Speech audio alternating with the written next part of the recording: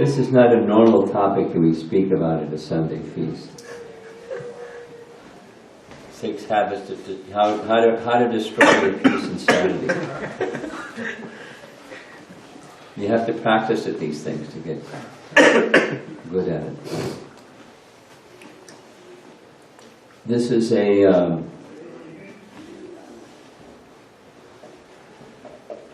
very nice topic for anybody, but for this audience, this is a reasonably experienced group of devotees, and so I'll speak accordingly.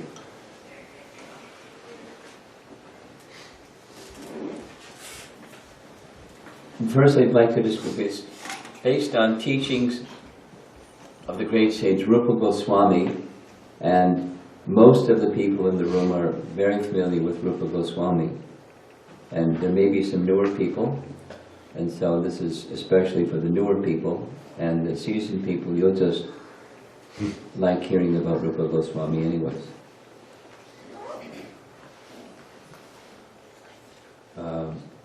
Rupa Goswami is one of the 6 Goswamis of Vrindavan.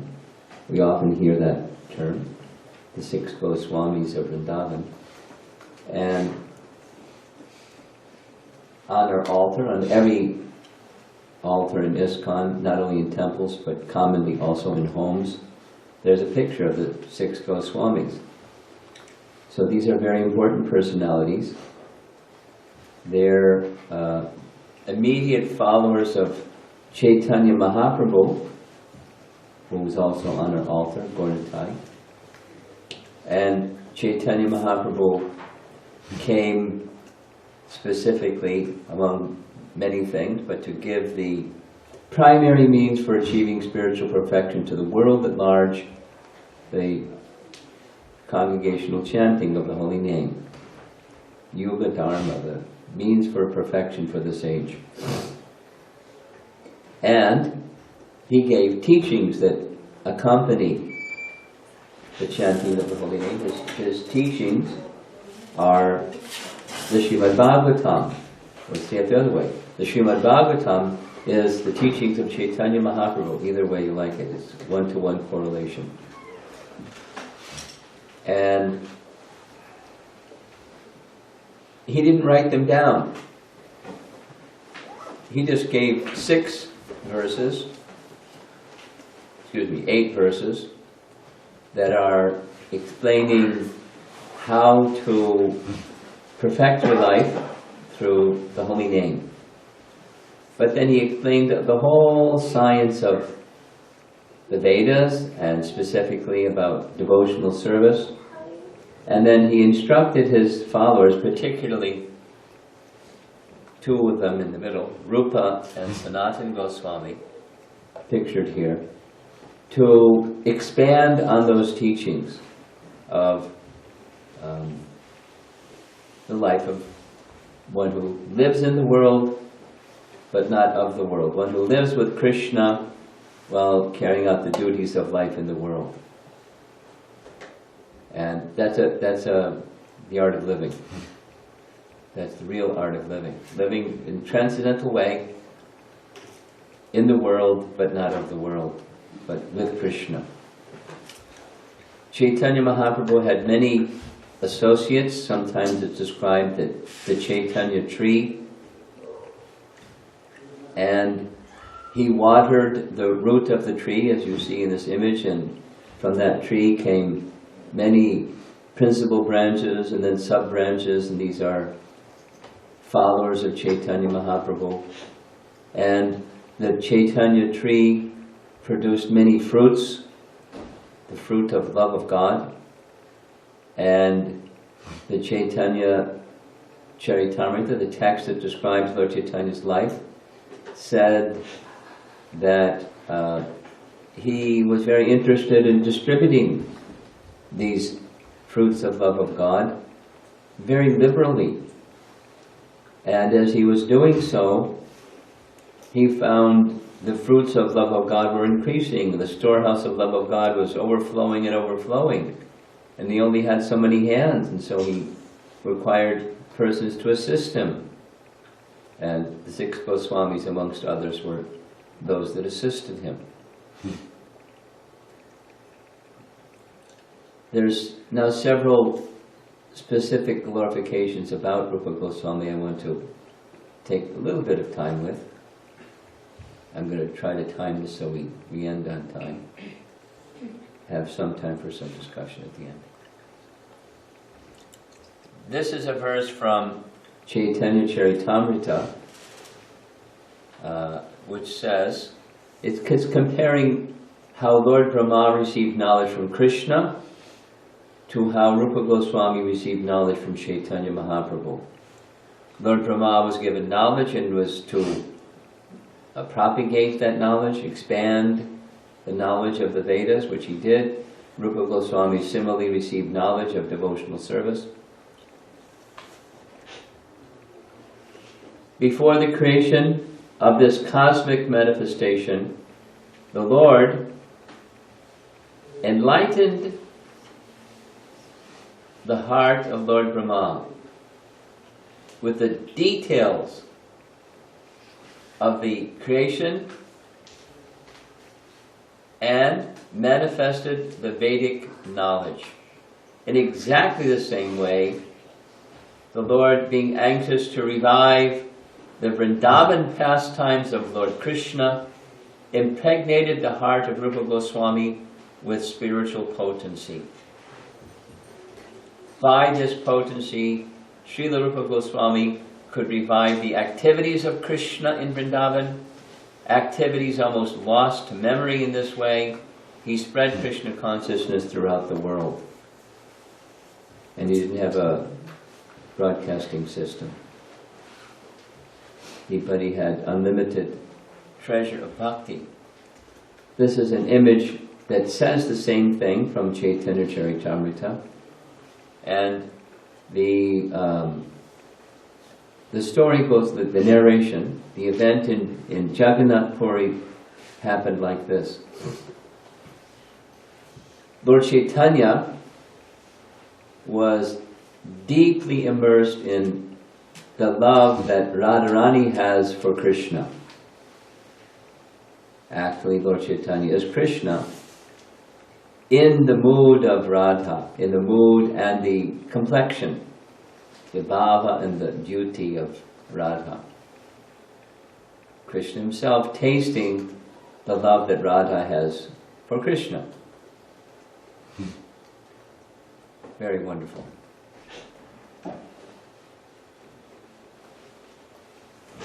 Once Prabhupada was asked by a reporter, by a trickster, we call it Stump the Swami question.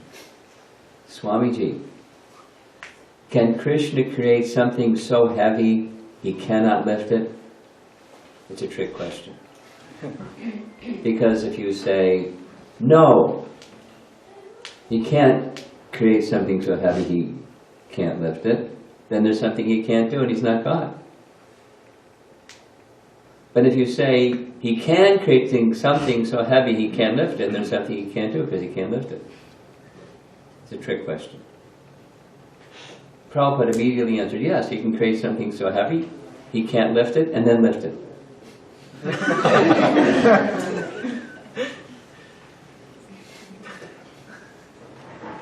So we had a little session this afternoon, and I asked a question of a young girl who's sitting in the audience, right? Your daughter's here? She's upstairs in the Sunday Upstairs. school. Oh, okay, okay. So I said, who is Krishna? He is God. So is God limited or unlimited? He's unlimited. Immediately, he's unlimited. Unlimited means there's nothing he cannot do. Right? Unlimited. So Krishna performed his pastimes in Vrindavan. Listen carefully. Krishna performed his pastimes in Vrindavan, and when his pastimes were completed, he was appreciating how much love Radha has for him. I'm unlimited.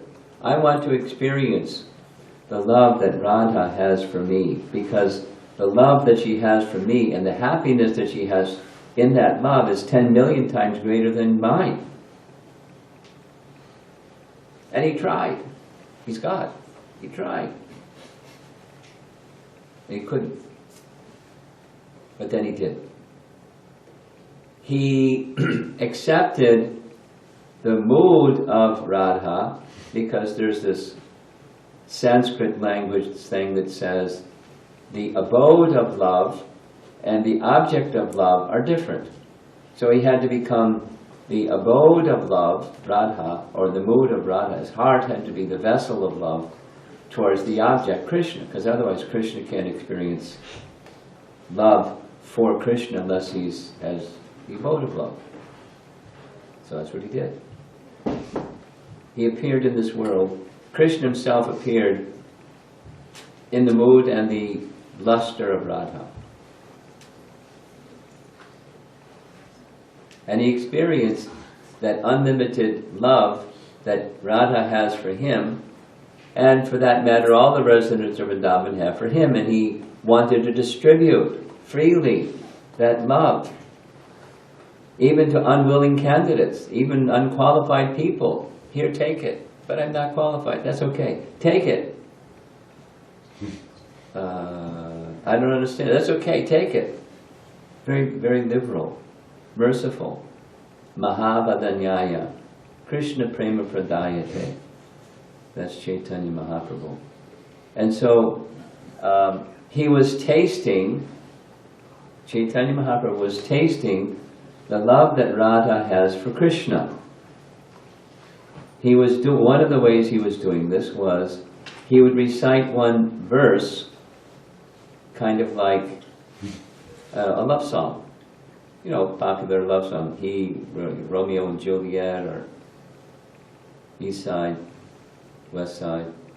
You know, the boy loves the girl, or the girl loves the boy, and he was singing this song. It was like a love song, and people didn't understand him.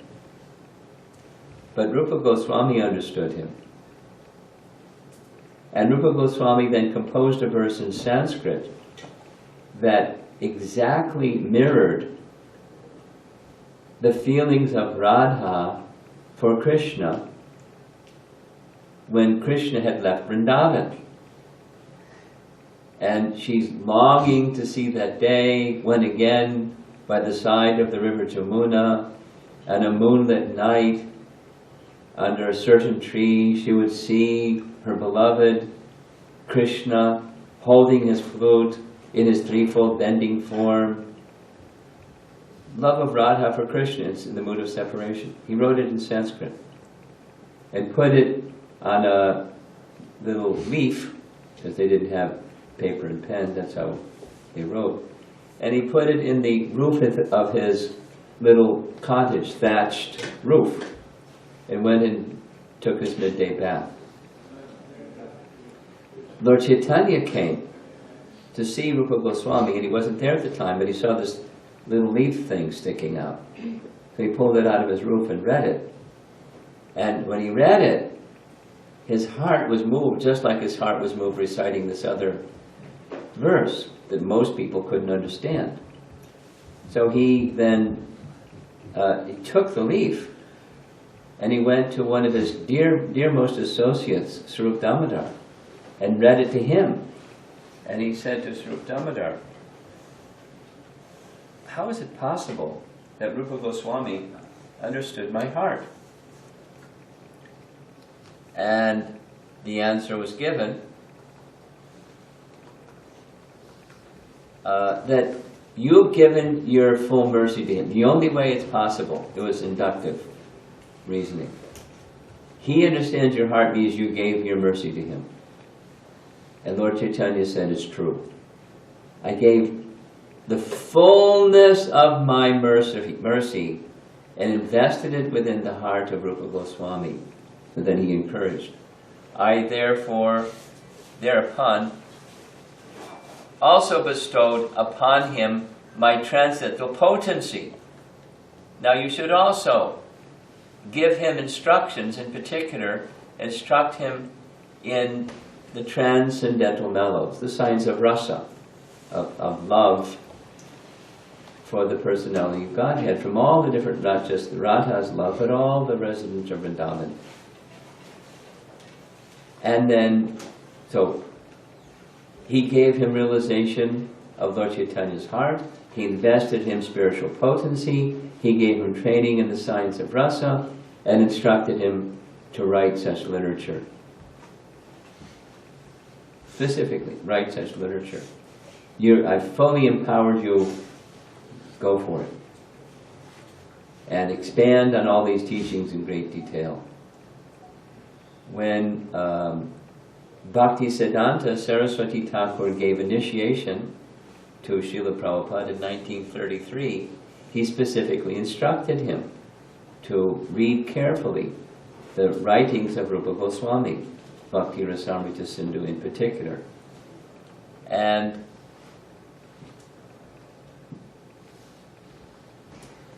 when leaving this world, Bhaktisiddhanta Saraswati Thakur, in 1937, instructed all of his disciples, I advise you to preach the teachings of Rupa Goswami, Rupa Raghunath, with all energy and resources. Our ultimate goal should be to become the dust of the lotus feet of Sri Sanatana Sri Rupa and Raghunath Das Goswamis. So, very prominent instructions for Srila Prabhupada. So he took the instruction of Bhaktisiddhanta seriously. Another instruction was to go to the West and give these teachings of Lord Chaitanya to the world. And Srila Prabhupada was residing in the Radha Damodar temple, or the compound by the side of the deity area. He was composing the literature that he would carry with him to the West, and he was feeling not qualified. So in a confidential room conversation, Prabhupada shared that Rupa Goswami personally came before him and gave him the following instruction. Could you move my computer so I can read it, because it's a little awkward looking over my shoulder.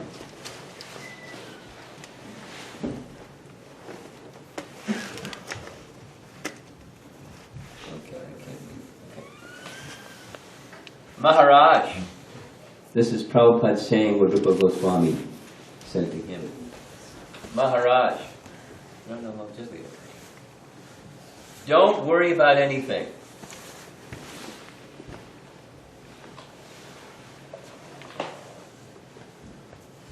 Go ahead and travel to the West and preach. Just preach the message of Sri Chaitanya Mahaprabhu and the chanting of the Hare Krishna mantra. You'll be successful, I guarantee, because I will be right with you all the time. Wow. How'd you like to have Rupa Goswami right with you all the time?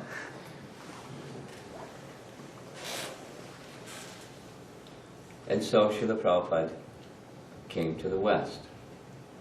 And along with completing most of Srimad Bhagavatam, he translated 2 of Rupa Goswami's writings, one of which we're going to be discussing just one verse, and in brief, from Nectar of Instruction, or Upadesh Amrita.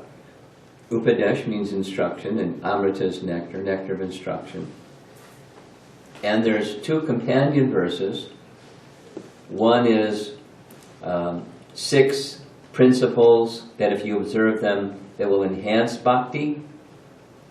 And 6 principles, if you're not careful, it can destroy bhakti. So for a college audience, skipping all these slides with Rupa Goswami's history, this is for the Boston Temple group. These 6 are really easy to understand, they're really easy to explain. So there's 6 of them. First one is Atyahara, which means overaccumulation. Overaccumulation of 3 different categories of things can vinashati, can destroy bhakti, or destroy your peace and sanity. And one of them is material stuff. So ours, modern economy, is consumer economy. And it's not by accident, it's by design. Consumer economics. Goods and services, the more, the better.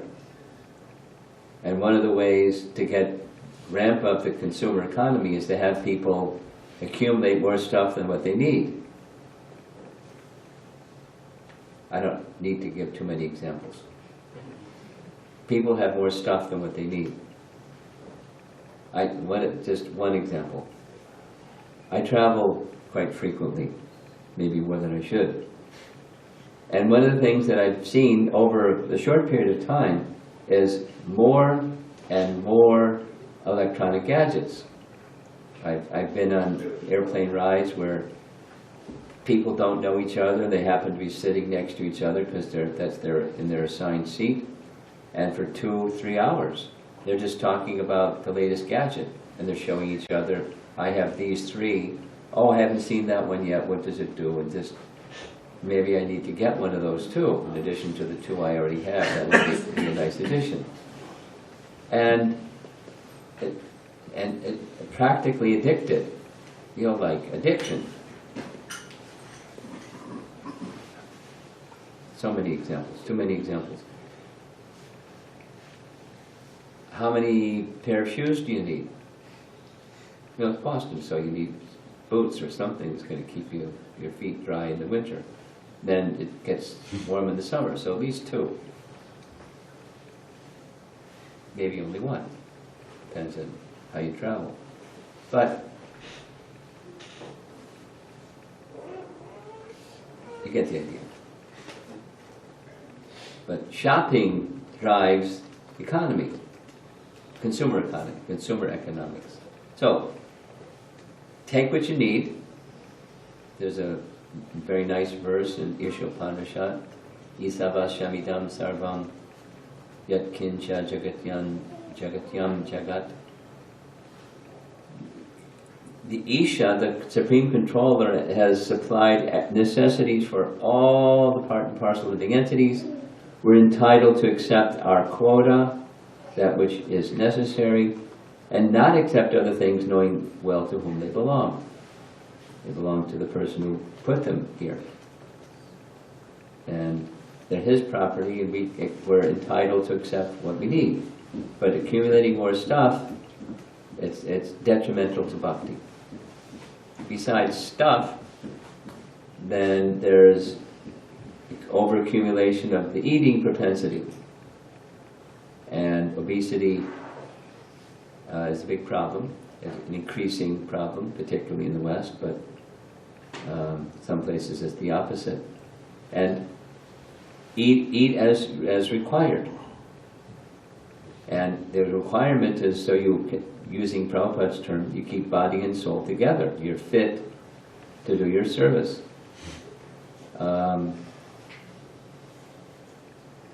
One of the presentations I've been making at universities is the art of mindfulness. It's a nice topic. And when I was exploring the topic, I was speaking with a student, someone that had just finished their master's degree in England. And I asked them, is mindfulness a topic in England? They said, oh yes, it's a common phrase. And one of the ways it's used, they said, is mindful eating. And mindful eating has 2 parts. George Bernard Shaw said, you are what you eat. So be mindful what you eat, because that's what you're going to become, at least what the body will become. And so be thoughtful, be mindful about the food selection. And then the second is, in the process of eating, don't make it an event of gluttony. Make it an event that's mindful. Your life is meant to go by design from point A to point B. You have a plan, some goals of life. This is to nourish the body so you can get from point A to point B. It's part of the mindful plan of your life.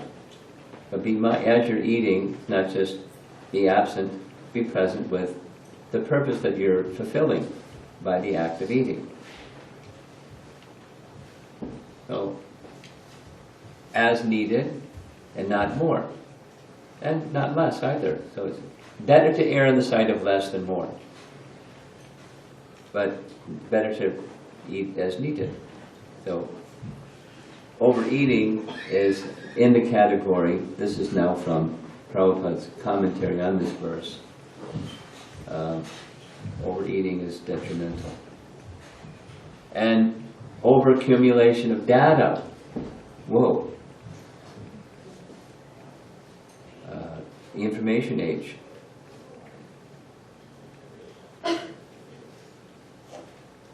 I've shared this many times. I think it's appropriate in this topic also. Some number of years ago, 7, 8 years ago, whatever, the central government of India held a conference on education to see how to improve the quality of education in India. Looking around the room, we see a few people that are from Indian background. So the keynote speaker said, education in India today can be summarized in 5 words. Information, information, information, no transformation. We're failing because real education is transformation. And there's an overload of information, not just IT, but information in general, through the internet and everything and everything and everything. Information overload. So, what to do? We need information. So, take that information that you need. And specifically, for devotion, for bhakti, because this is those things that destroy bhakti, things that are useful, needed, necessary, to be employed to do your service nicely. My basis for years and years and years has been New York. And I know people in Boston don't necessarily love New Yorkers. And New Yorkers don't necessarily love Bostonians. But I think people are nice in both places. But one of the characteristics of people in New York is they're proud of knowing something about everything, being well informed, glad to be authoritatively speak on any subject you ask them to. That's New Yorkers, a trait of New Yorkers. But too much is detrimental to bhakti. So that's this first one out of 6, atyahara. Overaccumulation. Material stuff, eating, and information. Then prayasa. Prayasa means endeavor. And if you read Bhagavad Gita carefully, it's one of the things that a soul can do. It's one of there are 5 factors of action, and one of them is endeavor. If you have a soul that doesn't endeavor, nothing's going to happen. There's other things that are needed, super soul and a place and instruments of action. So, but endeavor is required. So to what extent should we endeavor for anything? And over-endeavor, that's subjective, but certainly a standard of over-endeavor is that which sacrifices the core spiritual objective of your life. Like, too busy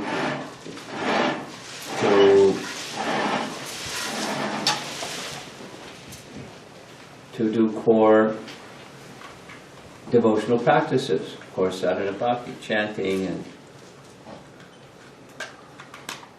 it's very clearly described in Sri Ishopanishad. Some of you have read that text. Krishna's energy works in such a way that if people turn their attention away from him, he gives them so much to do they don't have time. And they'll say, please come to the temple, I don't have time. Please take this book, I don't have time. Please chant the holy name, I don't have time. I don't have time. I'm too busy. And it's true, they're so busy being engaged by the external energy, but if one turns one's attention to the Supreme, something happens with time. And the whole circumstances adjust differently by the influence of the internal potency. There is time. Not just that we're time wasters, that's also true. But the time energy works differently. The time energy works differently when you engage directly in service to Krishna. It just operates differently. We're under its influence in either case, it operates differently. So, over-endeavor is where those core spiritual connecting activities get compromised. And they're pinched, or they just diminish and sometimes even disappear. So that's over-endeavor. We say in America, give it a college try. So make us, an earnest effort, an honest effort. And whatever Krishna arranges, that's fine. That's fine. And continue making a sincere, honest effort according to the sanction that Krishna gives. That's the disposition that one should have in devotion. And over-endeavor is devotional life gets compromised. Prajalpa, this is number 3, mundane speech. So, necessary in any yoga system is to control the mind. And to control the mind, there must also be control of the senses, otherwise you can't control the mind. And of the senses, the tongue is the most difficult sense. And so positively, if you control the tongue, you can control the other senses, which will help you control the mind, which will help you fix your mind on transcendence. So controlling the tongue is very important. And one of the 2 functions of the tongue is making sounds. And there's a tendency for making material sounds. And there's a difference between material sound and spiritual sound. Spiritual sound is that which connects one with transcendence, and material sound is in forgetfulness of transcendence. It's like here's a microphone. And all it does is reproduce sound. So depending upon the sound projection, and then the amplification system is going to carry spiritual or material sound. It's detrimental to bhakti if the tongue is engaged in mundane subject matters. Mundane subject matters means something that has nothing to do with service to Krishna. Spiritual subject matters include all those things that have to do with subject matter in relation to Krishna. It can include, which subway line do I take to get to such and such place in service to Krishna.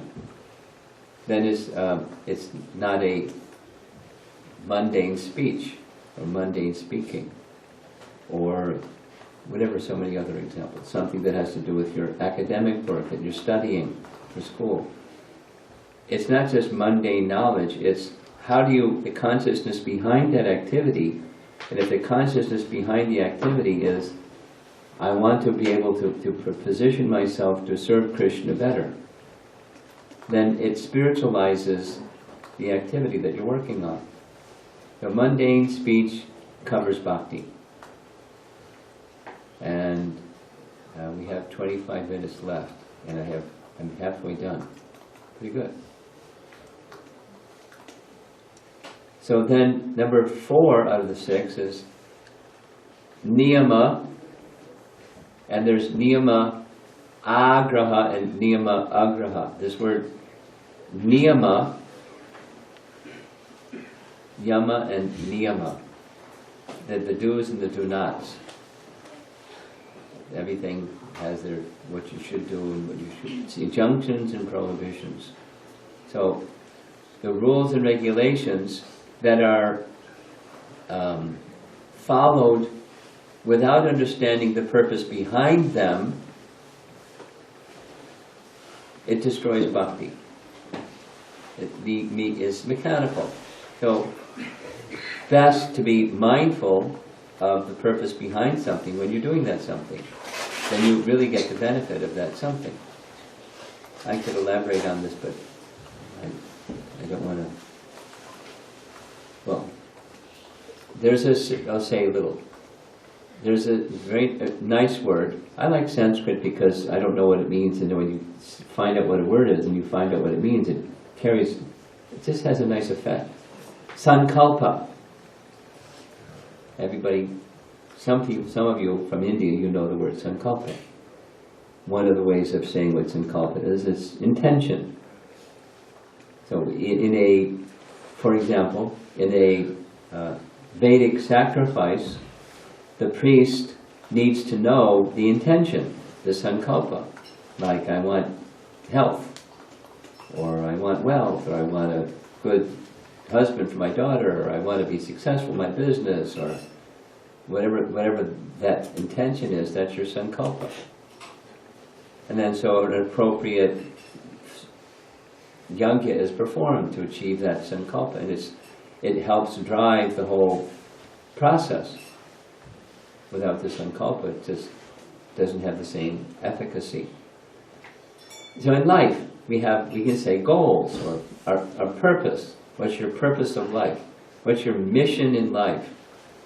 When you pick up, those of you that chant, you pick up your beads and put your hand in your bead bag, you start to chant.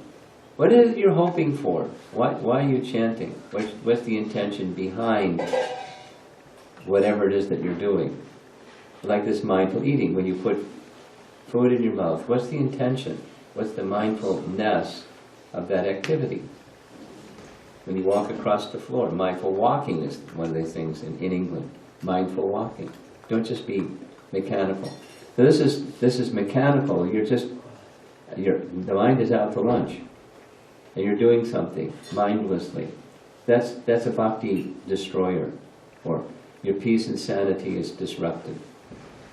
Then there's another one, just the reverse, then where there's wisdom and one just rejects it. Nah. Niyama agraha. Just, I don't care for wisdom, I just do what I want to do. So that's another bhakti destroyer, or your peace and sanity is destroyed. When wisdom is being extended to you and you reject it whimsically. Not good.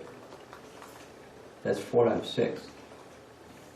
Then jana, sangha. Jana means people, or people in general, or more specifically here, materialistic people. And sangha means association. So materialistic association. If one associates with persons, and this means not just you go to work with people, but you make as your close friends, people that are very strong in their material inclinations, and you intimately associate with those people, then it can be detrimental to your consciousness.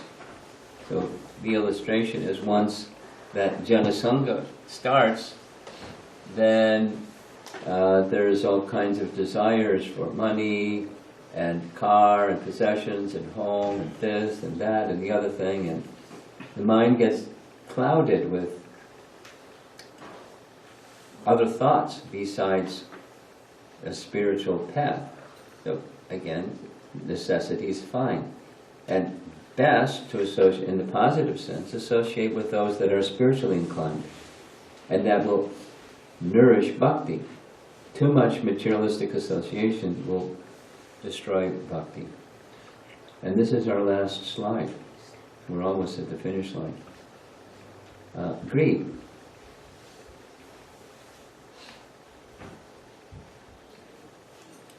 Greed is a problem. It connects again with the overaccumulation, one at the beginning. That is, there are things that are meant by the designer of creation to take care of our necessities.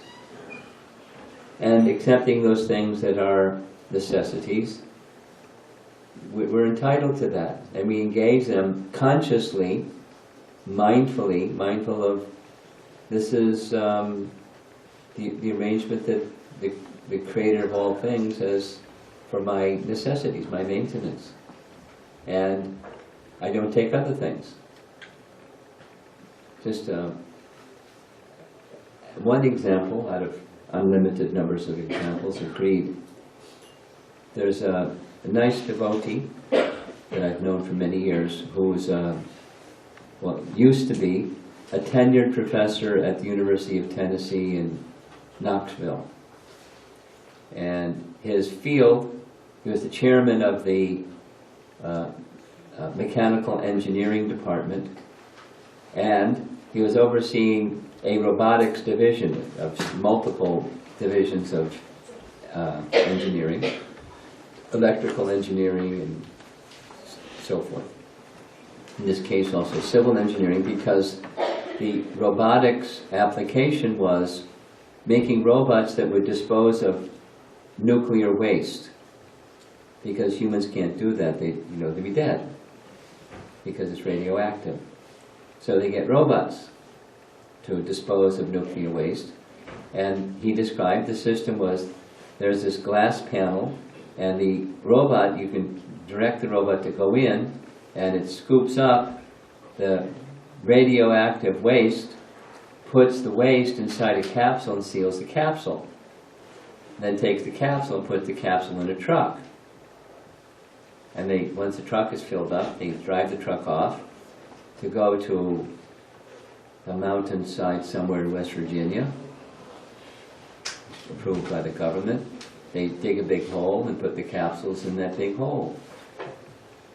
And they've been doing that for some time. That's what the robotics division people were commissioned by government to do.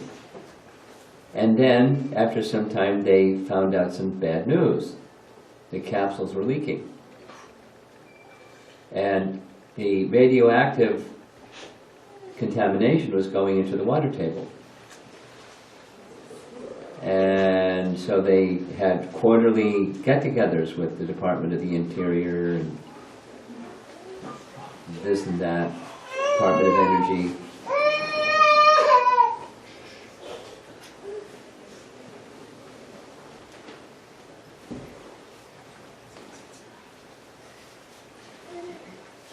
Deciding what to do. And for him, ethically, it was a no-brainer. You shut down the power plants until you figured out the solved problem. But it went on for a year and a quarter, and they couldn't make that decision because there's too much money tied up in the energy production. So he quit, because he couldn't be part of something that was continuing because of greed. I mean, it's not just politics, it's greed. It's pretty irritating, isn't it? It's like handing your children a stick of dynamite that's burning and walking away.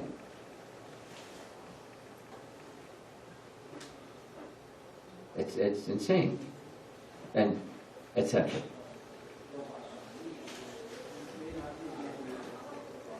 So, on an individual, aside from the environment and the world we live in, just on an individual basis, greed is a bhakti destroyer.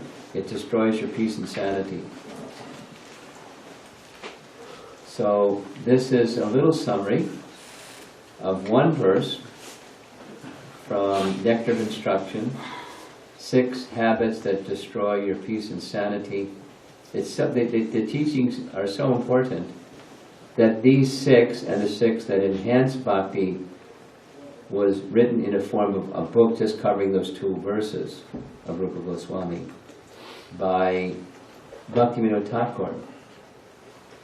Bhaktivinoda Thakur, a previous acharya,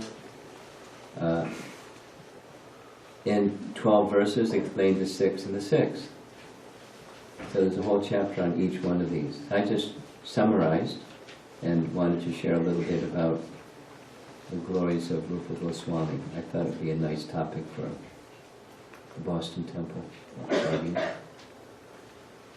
And we have some time to see if there's some discussion.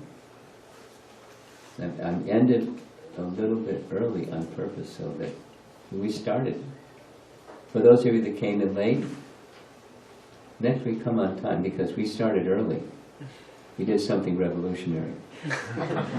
We started early. Kirtan. And then the class at 5 o'clock.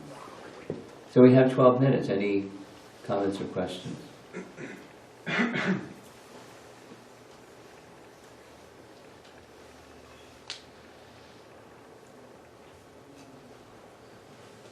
Yeah? Maharaj, you mentioned earlier when you were discussing about Rupa Goswami that Swarup Damodar Das mentioned that Chaitanya Mahaprabhu is the one who had kripa on Rupa Goswami. Yes. That's why he could Yes, exactly. understand and imbibe Yes. everything within. Yes. So how do we become, how do we get the kripa? Well,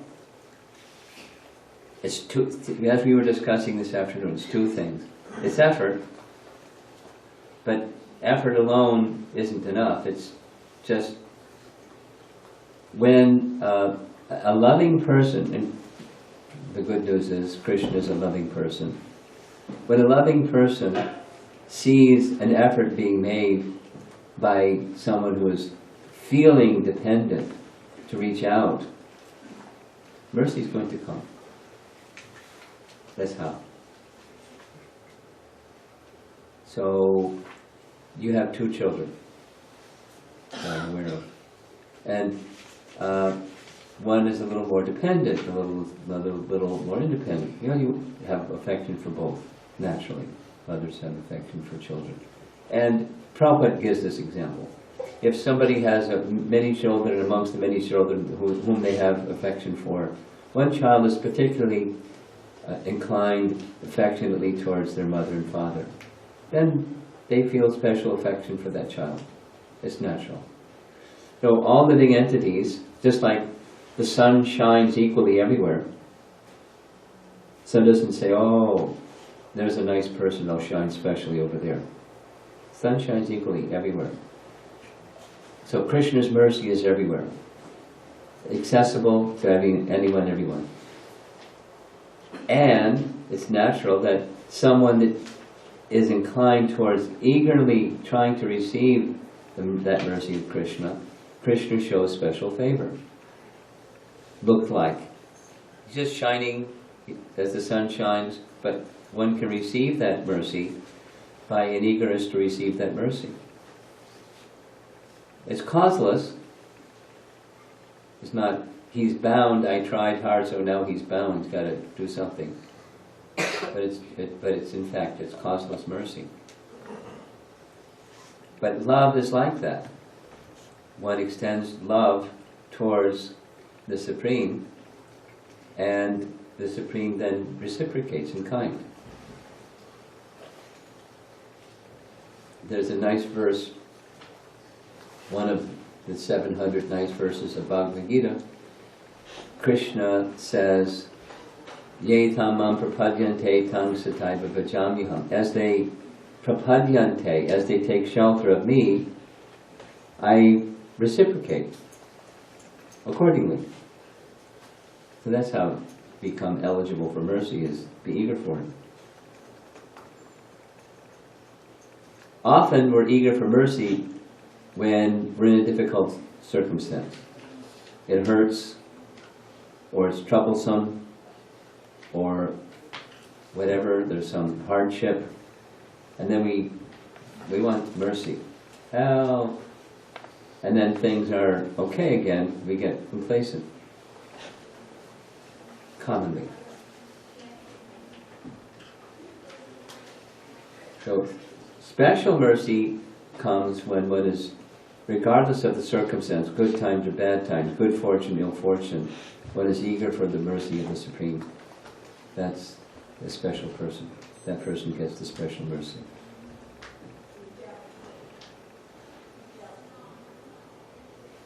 Someone else? Yes? Maharaj, you were talking about mindful eating. Yeah. And you were saying this mindfulness is attributed with other things also, mindful Yes. walking. So I think the mindful word is coming from Buddhist Yes. tradition. Yes. So is there some word, like some phrase or some word in our tradition that concisely like captures all the essence of the Vaishnava teaching? Attentiveness. Attentiveness. But attention goes where you're attached.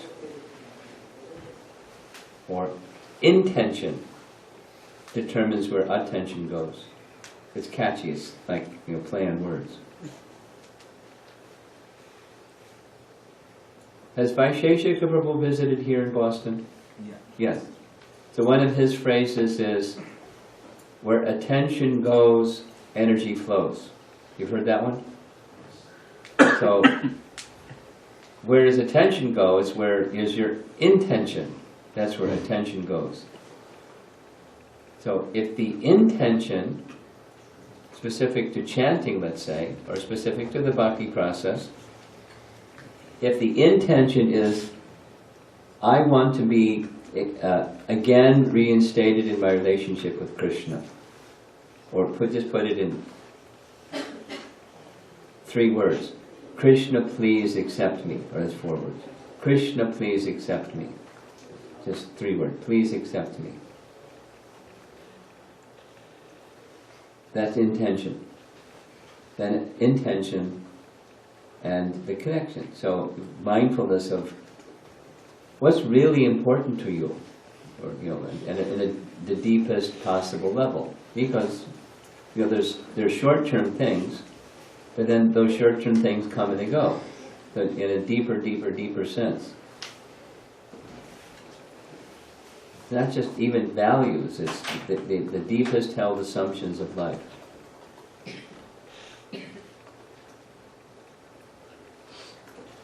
But mindfulness has to do with the attention aspect.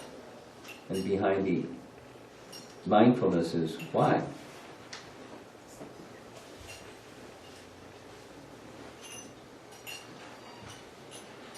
Radha, you have something? Can you speak loud so the people in the back can hear? So, you mentioned that I'll repeat what she's saying. I mentioned that you said that Rupa Swami, he appeared before Prabhupada. How did he get qualified? Rupa Goswami appeared before Prabhupada. How did Prabhupada qualify to see him? Yeah. Yeah. Mercy. He was calling out, "Oh, Krishna, my spiritual master Bhaktisiddhanta, he's instructed me to do mission impossible. He wants me to go to the Western countries, which are filled with impersonalism and voidism.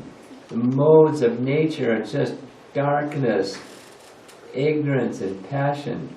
And they're supposed to understand this message of transcendence. Krishna!"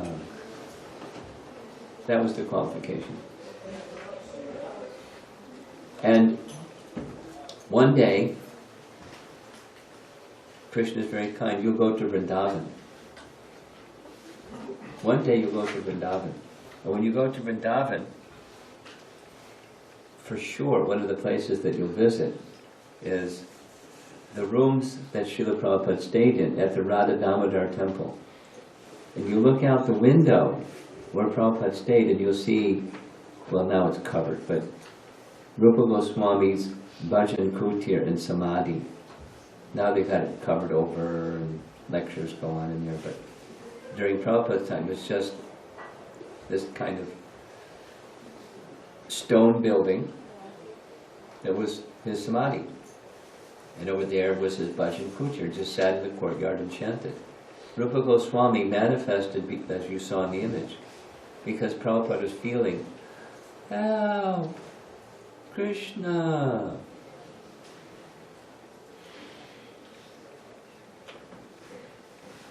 Okay.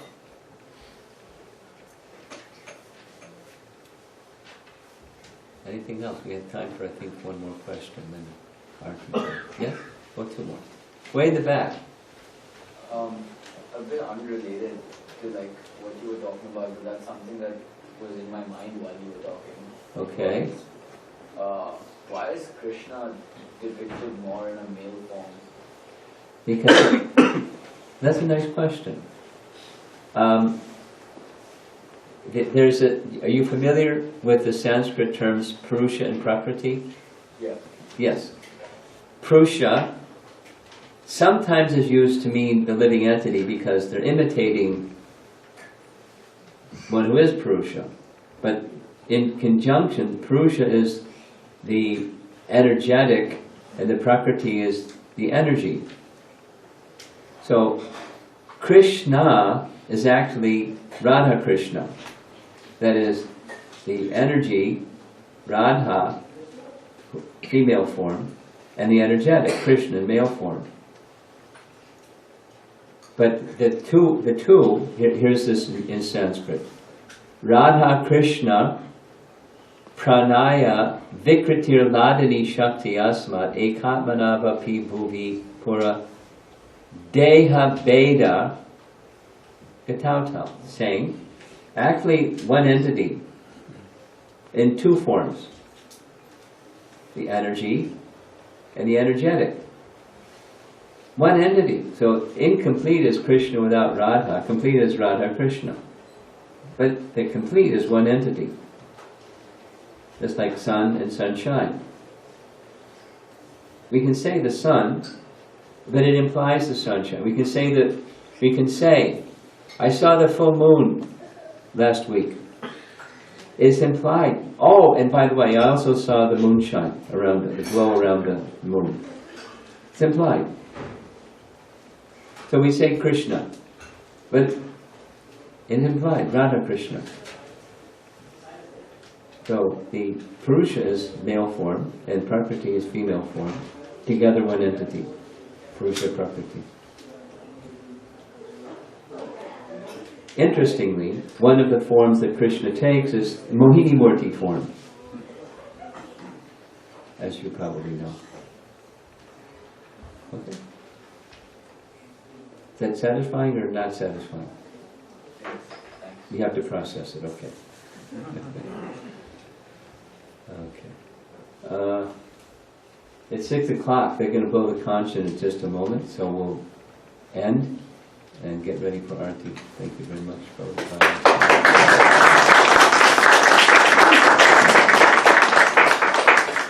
His Holiness Romapada Swami Maharaj ki Jai. His Holiness Romapada Swami Maharaj ki Jai. His Holiness Romapada Swami Maharaj ki Jai. For those who do not know about the Maharaj,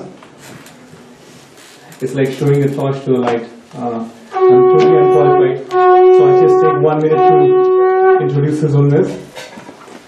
As His Holiness was speaking about Bhaktisiddhanta Saraswati Thakur gave instructions to His Divine Grace Srila Prabhupada, and Srila Prabhupada took his instructions to his heart. We are so fortunate, and we are under the shelter of His disciples. And His Holiness is one of the disciples of His Divine Grace HH Romapada Swami Maharaja.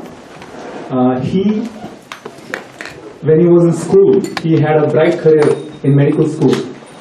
At the age of 21 years, he got in touch with the devotees. He met the Prabhupada.